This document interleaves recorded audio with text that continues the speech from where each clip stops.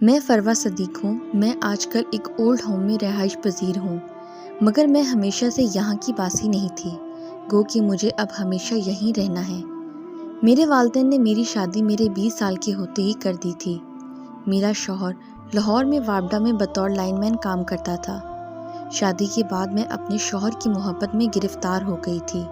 شادی سے پہلے مجھے کبھی کسی سے محبت نہیں ہوئی تھی۔ میرے شوہر کا نام انوار تھا۔ میں انوار کو انتہائی شریف النفس اور وفادار سمجھتی تھی، گو کہ انہوں نے کبھی کھل کر مجھ سے اظہار محبت نہ کیا تھا۔ شادی کے 2 سال بعد ہمارے گھر پہلی اولاد بیٹی پیدا ہوئی، جس پر میں بہت خوش تھی۔ میرے شوہر بھی مطمئن تھے، مگر میرے سسرال والے کچھ خاص خوش نہیں تھے۔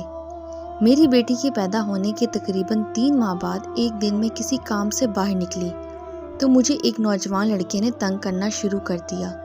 یہ صرف ایک بار نہیں ہوا، پہلی بار کے بعد تواتر کے ساتھ وہ لڑکا وہیں کہیں چھپ کر میرا انتظار کرتا، اور میں جیسے ہی باہر نکلتی وہ میرے سامنے آ دھمکتا اور بیہودہ گفتگو شروع کر دیتا۔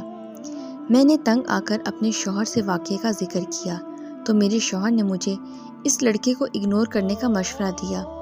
میں نے شوہر کی بات مان لی، مگر اس آوارہ لڑکے کی اوقات بڑھتی ہی گئی۔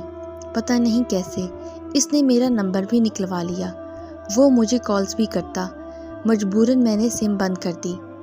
جب وہ آوارہ لڑکا حد سے بڑھنے لگا تو میں نے ایک بار انوار سے بات کی۔ آخرکار اس لڑکے سے تنگ آ کر میں نے انوار کو گھر اور محلہ بدلنے کا مشورہ دے ڈالا۔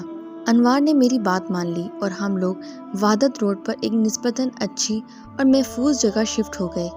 میں یہاں مطمئن زندگی گزارنے لگی، مگر کب تک؟ ایک دن میں کسی کام سے گھر سے نکلی، اچانک وہی لڑکا ایک موٹر سائیکل سوار کے پیچھے سے اترا، میرے منہ پر تیزاب پھینک کر فوراً وہاں سے فرار ہو گیا۔ میں منہ پر ہاتھ رکھ کر زمین پر لیٹنے لگی۔ مجھے یوں لگتا جیسے میرے منہ سے گوشت پلاسٹک کی طرح پگھل کر نیچے گر رہا ہے۔ کسی نے ریسکیو کو کال کی، مجھے ہسپتال پہنچایا گیا۔ میری ایک آنکھ سے بینائی چلی گئی اور میرا منہ تقریباً سارا جھلس گیا۔ جب میرے شوہر نے میری حالت دیکھی تو ایک دن اچانک مجھے چھوڑ کر بیٹی کو ساتھ لے کر چلا گیا۔ پھر اس کے محکمے سے، اس کی آبائی گھر سے، ہر جگہ سے ڈھونڈ لیا، مگر اس کا پتہ کچھ نہ چلا۔ میں واپس اپنے والدین کی دہلیز پر گئی تو والدین کی وفات کے بعد بہن بھائیوں نے یہ کہتے ہوئے مجھے اپنے ساتھ رکھنے سے معذرت کر لی کہ ان کے بچے میری شکل سے ڈرتے ہیں۔ میں ایک بار پھر تہائی دامہ ہو کر لاہور آ ٹھہری، اس امید پر کہ شوہر نہ سہی شاید میری بیٹی کو ہی مجھ پر ترس آ جائے، مگر میں 15 سال لاہور میں سڑکوں پر دن بھر بھیک مانگتی، رات کو سو جاتی، مجھے کبھی کہیں میرا شوہر اور بیٹی نہ ملے۔ 15 سال زندگی کا ایک حصہ تھا جو میں نے بھکارن بن کر اور سردی گرمی میں لاہور کی سڑکوں اور پلوں کے نیچے سو کر گزار دیا، مگر مجھے دور یا قریب کہیں بھی میری منزل دکھائی نہ دی۔ نہ جانے کیوں، مگر پھر بھی کبھی میرا دل مایوس نہیں ہوا۔ پھر ایک دن مال روڈ پر مجھے میرا شوہر اور بیٹی نظر آ گئی۔ میں ماں تھی، میری فقط ایک آنکھ کی بصارت تھی، مگر پھر بھی میں نے اپنی بیٹی کو پہچان لیا۔ میں اپنی بیٹی کو سینے سے لگانے کے لیے لپکی اور میری بیٹی میری شکل دیکھ کر ڈر کر اپنے باپ کے پیچھے چھپ گئی۔ میں جب قریب گئی تو میری بیٹی نے باپ کے ہاتھ سے 50 روپے کا نوٹ پکڑ کر مجھے پکڑا دیا۔ وہ 50 روپے پکڑنے کے بعد میری بیٹی اپنے باپ کے ساتھ گاڑی میں بیٹھ کر چلی گئی، مگر میں وہاں بیٹھی گھنٹوں روتی رہی۔ میرے پاس آج بھی وہ 50 روپے محفوظ ہیں جو میری بیٹی نے مجھے اپنی ماں کی بجائے بھکاری سمجھ کر دیے تھے۔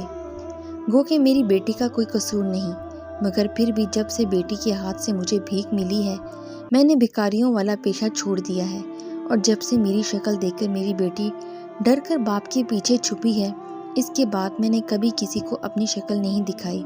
میں کبھی اس ادارے سے باہر نہیں نکلی، مگر اس سے پہلے کبھی میں نے مجھ پر تیزاب پھینکنے والے کو بد دعا نہیں دی تھی۔ میں اس کو اللہ تعالیٰ کی طرف سے آزمائش سمجھتی تھی، مگر اب جب میری سگی اولاد بھی میری شکل سے ڈرنے لگی ہے تو نہ جانے کیوں یہ 50 کا نوٹ دیکھنے کے بعد میرے منہ سے اس ظالم انسان کے لیے بد دعائیں نکلنا شروع ہو جاتی ہیں۔ اس کے بعد فروہ اٹھی، اس نے مجھے وہ 50 کا نوٹ دکھایا جو اس کی بیٹی نے بھکارن سمجھ کر اس کو دیا تھا، اور پھر اسے چوم کر آنکھوں سے لگا کر رونے لگی اور تیزاب پھینکنے والے کو بددعائیں دینے لگی۔